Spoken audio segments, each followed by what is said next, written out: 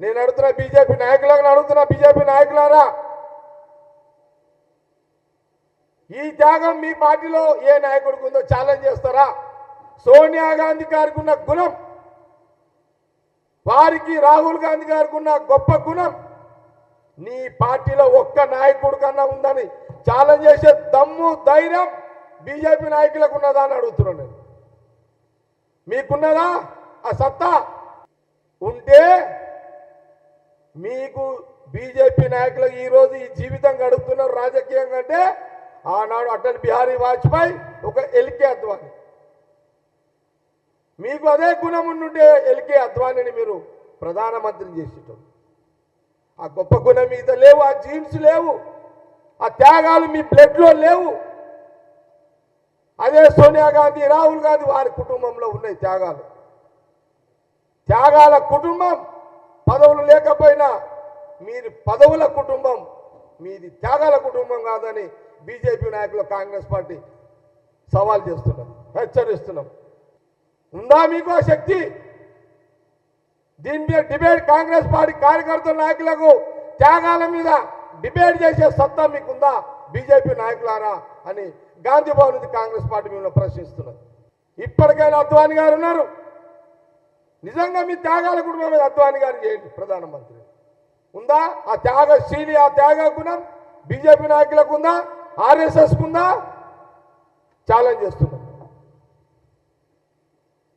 మీరా సోనియా గాంధీ గారితో మాట్లాడింది? విలువలతో కూడుకున్న కుటుంబం అయితే సోనియా గాంధీ గారి అత్తగారు, వారి కొడుకు రాహుల్ గాంధీ గారు.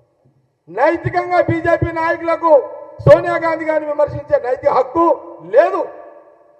మీరు 1.25 మాట్లాడచ్చు రాజకీయంగా, కానీ నైతికంగా మీకు హక్కు లేదు అని కాంగ్రెస్ పార్టీ స్పష్టం చేస్తుంది. సోనియా గాంధీ గారు 10 ఏళ్ల మన్మోహన్ సింగ్ ప్రధానమంత్రి పరిపాలనలో గ్రామీణ ప్రాంతం నుంచి పట్టణం వరకు ఉపాధి హామీ పథకాన్ని తీసుకొచ్చి ప్రతి ఒక్కరికి పని కల్పించింది. డబ్బులు చేతిలో గలగలగల ఆడేటట్టుగా ఆహారం ఉపాధి హామీ పథకాన్ని తీసుకొచ్చింది. ప్రతి గ్రామంలో 10 మంది ఉంటే ఇంట్లో 10 మందికి ఉపాధి హామీ ద్వారా పని కల్పించింది.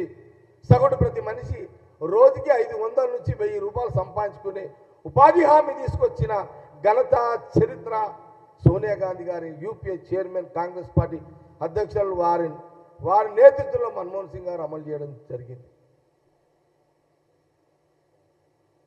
ఆర్టీఏ చట్టం ఈ దేశంలో ప్రభుత్వం ఎలాంటి కార్యాచరణ, ఎలాంటి కార్యక్రమాలు ఏం చేసినా ప్రతి ఒక్క పౌరుడికి తెలిసే విధంగా